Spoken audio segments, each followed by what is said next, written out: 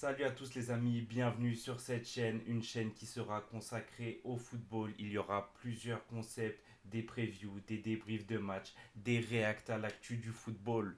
Et là, l'actu du football en ce moment, c'est l'Euro 2024. Donc on va commencer avec la première preview de cet Euro 2024. Et quoi de mieux pour commencer les previews que l'équipe haute qui est pour moi une très très grosse équipe, l'équipe d'Allemagne. L'Allemagne qui fait partie pour moi des grands favoris de cet euro qui se joue à domicile pour eux. Ils se doivent de se racheter suite aux dernières compétitions. Ça fait quelques compétitions qu'on ne reconnaît plus l'Allemagne, qui est une équipe qui est censée aller loin à chaque compétition. Sur les dernières, ça ne s'est pas ressenti. Depuis leur victoire en Coupe du Monde 2014, il y a eu un bon Euro 2016 où ils se font éliminer en demi-finale contre l'équipe de France. Par la suite, Coupe du Monde 2018, ils sont éliminés en étant quatrième de leur poule. Je ne sais pas si vous vous en rendez compte, un groupe constitué pourtant de la Suède, du Mexique et de la Corée du Sud. Ça devait être facile pour eux, ça n'a pas été le cas. En 2020, ils sont dans la poule de la mort avec la France, le Portugal et la Hongrie. Un groupe très très relevé, on n'y voit que des matchs de dingue. L'Allemagne va sortir de cette poule en étant deuxième. Mais par contre, ils vont se faire éliminer en huitième de finale. L'Allemagne ne doit pas se faire éliminer en huitième de finale. Bon, c'était face à l'Angleterre. Mais l'Angleterre de 2020 n'est pas l'Angleterre de 2024. Et enfin, le dernier désastre, la Coupe du Monde 2022 au Qatar, les amis. L'Allemagne va se faire éliminer en poule. L'Allemagne qui, pour moi, se doit de se racheter et qui a toutes les cartes en main pour se racheter. Et je vais vous l'expliquer dans cette vidéo. Voici la liste de l'Allemagne. Dans la cage, Oliver Baumann, Manuel Neuer, Nubel, Ter Stegen en défense, Anton, Henrich, Kimmich, Koch, Mittelstadt, David Raum, Rüdiger, Schlotterbeck, Jonathan Tah au milieu de terrain, du Andrich, du Furich, du Gross, du Gundogan, Toni Kroos, Jamal Musiala, Alexander Pavlovic qui faisait partie de cette liste mais qui a été remplacé pour cause de blessure. Il a été remplacé par Emre Can, donc pour moi en plus tu perds même pas au changement. Leroy Sané, Florian Wirtz et enfin en attaque Maximilian Bayer, Niklas Füllkrug, Kai Havertz, Thomas Müller et Denis Undav. Pour moi, ce groupe fait partie des meilleurs groupes de cet euro. Même si vous allez me dire, ok, il y a pas mal de noms inconnus, mais ces noms inconnus, ils ont été repérés par Julian Nagelsmann, qui a été un des meilleurs coachs de Bundesliga sur les dernières années. Je pense que s'il les a pris, c'est pas pour rien, il sait ce qu'il fait. Et pour moi, ce groupe, il y a quand même des grosses têtes, des joueurs qui sont très très forts en ce moment. On a eu, on a pas mal de joueurs du Bayer Leverkusen qui a été pour moi peut-être la deuxième meilleure équipe cette saison après le Real Madrid. On a du Rudiger, on a du Jonathan Tah, du Schlotterbeck qui a fait une très grosse saison aussi, du Gundogan qui s'est bien démerdé. On a Toni Kroos, Musiala, Leroy Sané qui a fait une belle saison, Florian Wirtz. Franchement, on a des joueurs, on a même Kai Havertz qui revient très très bien sur la fin de saison. Niklas Füllkrug, on sait de quoi il est capable. S'il rentre en jeu, ça peut faire très très mal.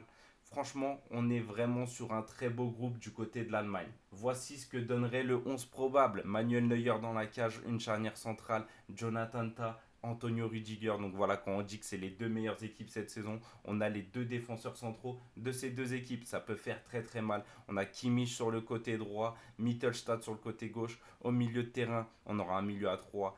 Kroos, Andrich, Gundogan et enfin les trois de devant, Wirtz, Musiala, Havertz. Alors au milieu de terrain, pour moi c'est le point fort de l'Allemagne, on l'a vu contre l'équipe de France. L'équipe de France n'a pas existé. Au milieu de terrain, Toni Kroos est dans la saison de sa vie, c'est sa dernière compétition, il va faire ses derniers matchs pendant cet euro. Je pense qu'il risque de nous régaler. Andrich a su faire sa place du côté du Bayer Leverkusen.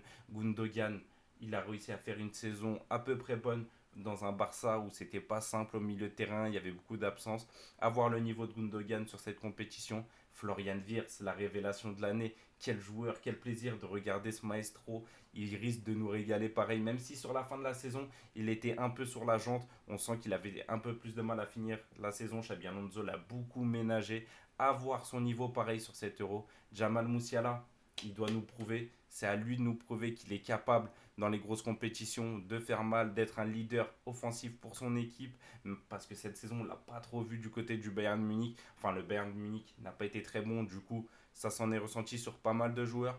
Et enfin en attaque, Kai Havertz qui fait une fin de saison vraiment pas mal du côté d'Arsenal, une fin de saison vraiment intéressante. Et on a en remplaçant Füllkrug qui peut faire des dégâts s'il rentre. Füllkrug, c'est vraiment le joueur pour moi. Tu le fais rentrer en fin de match, super sub. Aïe, il va peser sur la défense. Il va peser sur la défense, ça c'est sûr. L'Allemagne évoluera dans le groupe A, un groupe qui est pour moi très relevé. C'est peut-être pour moi le deuxième meilleur groupe après le groupe B. Et ça se joue avec le groupe D. Mais le groupe A, en fait, il n'y a pas d'équipe en dessous qui est vraiment en dessous. L'Écosse, la Hongrie, la Suisse, pour moi, c'est des équipes à peu près du même niveau qui sont capables de créer la surprise. L'Allemagne est donc pour moi au-dessus. Je pense que l'Allemagne devrait finir premier. Je pense que l'Allemagne devrait même gagner au moins 2 matchs sur les 3. Je les vois bien finir avec 7 points en faisant peut-être un match nul face à la Hongrie ou la Suisse. Mais même peut-être face à l'Écosse, mais je pense pas. Je pense qu'au match d'ouverture, ils affrontent d'abord l'Écosse au match d'ouverture. Je pense que face à l'Écosse, ça risque de le faire. Je pense que ce sera un petit 2-0. Par la suite, je pense qu'ils peuvent s'accrocher un petit match nul. Peut-être sur le troisième match, ils sont déjà qualifiés avec 6 points. On verra. Comme vous pouvez le voir ici, on a le tableau de la phase finale. Donc on peut imaginer à peu près le parcours de l'Allemagne sur cette compétition.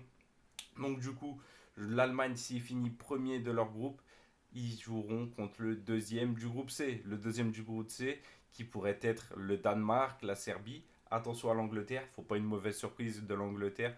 Mais ça pourrait être, je pense, pour moi, ça serait le Danemark. Donc ça serait un huitième de finale face au Danemark. Une équipe vraiment pas mal. Le Danemark, c'est pas une équipe facile à jouer. On l'a vu sur les dernières compétitions, ils sont toujours présents. Mais je pense que l'Allemagne devrait passer. Et ensuite, si l'Allemagne gagne ce huitième de finale, il devrait alors affronter le gagnant de la poule B. Donc soit l'Espagne, soit la Croatie, soit l'Italie, soit l'Albanie. Ou le troisième du groupe. Bon, ça, normalement, il devrait croiser avec Espagne, Croatie, Italie. Et ça, c'est pas simple. Espagne, je pense que ça peut être un morceau. Je pense que Allemagne-Espagne peut être un des matchs de l'Euro.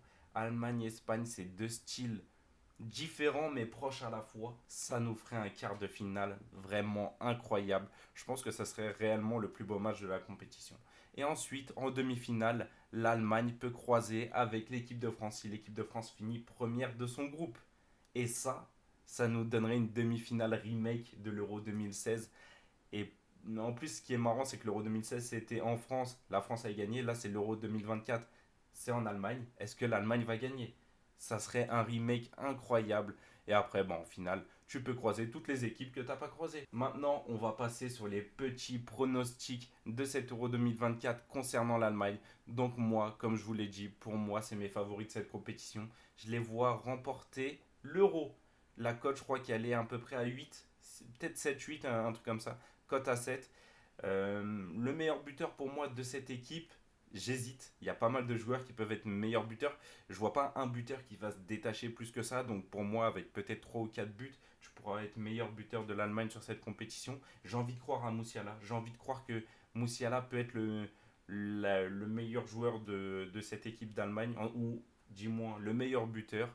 J'ai envie que Florian Wirtz nous fasse rêver. J'aimerais que ce soit le joueur révélation, le meilleur espoir de la compétition. Toni Kroos, meilleur passeur de la compétition. C'est ici que vous l'avez vu en premier. La cote, elle est incroyable. Je crois qu'elle est à 30 ou 40. Toni Kroos, pour moi, va finir meilleur passeur de la compétition. L'Allemagne, qui pour moi va mettre beaucoup, beaucoup de buts dans cette compétition. Toni Kroos tire tous les coups de pied arrêtés. Il y a beaucoup de grands joueurs dans cette équipe. Ça risque de marquer sur coups de pied arrêtés. Je pense que Toni Kroos va faire énormément de passes décisives durant la compétition. C'est tout pour moi pour cette preview de l'Allemagne à l'Euro 2024. Dites-moi dans les commentaires ce que vous en pensez. Soyez pas trop dur. C'est ma première vidéo YouTube. C'est très dur de parler pendant 10 minutes. Je sais même pas combien de temps on va faire la vidéo. Si elle fait 10, 15, 8, 6. Aucune idée. Franchement, c'est une première. Donc n'hésitez pas à lâcher un like, à partager autour de vous. Ça me fait énormément de plaisir de commencer cette aventure YouTube. Alors s'il vous plaît, rendez-moi l'appareil.